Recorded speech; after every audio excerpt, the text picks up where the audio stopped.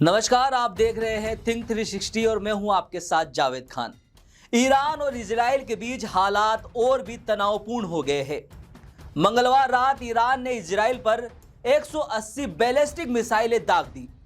इस हमले का निशाना इजराइल के कई अहम ठिकाने रहे, जिनमें मोसाद हेडक्वार्टर, नेवांतिम एयरबेस और तेल नोव एयरबेस शामिल थे।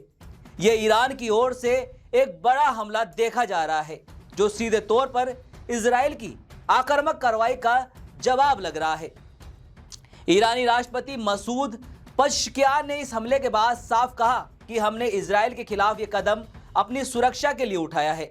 अगर इजराइल पलटवार करता है तो हम भी उसे करारा जवाब देंगे।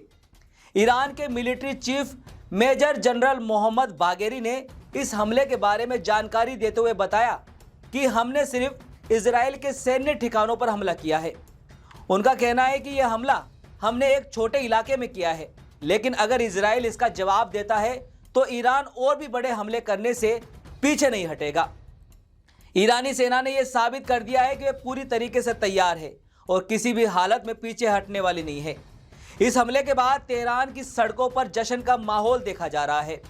फिलिस्तीन चौक पर हजारों लोग जमा हुए, जिन्होंने ईरानी झंडे लहराते हुए इस कार्रवाई का समर्थन किया है। साथ ही लोगों ने हिजबुल्लाह के समर्थन में भी नारे लगाए। यह जश्न सिर्फ ईरान में ही नहीं, बल्कि लेबनान, गाजा और इराक में भी देखने को मिला। वहीं दूसरी ओर इस हमले के बाद पूरे मिडिल ईस्ट में तनाव और बढ़ गया है।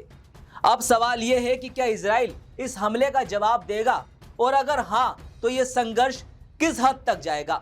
इस बीच इजराइल ने भी जवाबी हमले की चेतावनी दे दी है। इजरायली प्रधानमंत्री बेंजामिन नेतन्याहू ने कहा कि ईरान को इस हमले की भारी कीमत चुकानी पड़ेगी। इसके साथ ही इजरायली डिफेंस सर्विसेज ने कहा कि हम इस हमले का जवाब अपने समय और जगह के हिसाब से देंगे। उधर अमेरिका ने इजराइल को समर्थन देने का ऐलान कर दिया है। अमेरिकी राष्ट्रपति जो बाइडेन ने कहा कि उनकी सेना इजराइल की सुरक्षा के लिए हर संभव कदम उठाएगी। अमेरिकी सेना ने भी मंगलवार को इजराइल पर दागी गई 12 मिसाइलों को नष्ट करने का दावा किया है। अमेरिकी रक्षा मंत्री लॉयड ऑस्टिन ने साफ कहा है कि अमेरिका अपने सहयोगी देशों और अपने हितों की सुरक्षा के लिए हमेशा तैयार है। अब देखना यह होगा कि इजराइल और ईरान के बीच ये संघर्ष आगे क्या मोड़ लेता है। मिडिल ईस्ट में तनाव और ज्यादा बढ़ता है या मामले और भी गंभीर सामने आने वाले हैं। आप बने रहिए थिंक 360 के साथ, जो भी होगा आपको सबसे पहले दिखाएंगे। नमस्कार।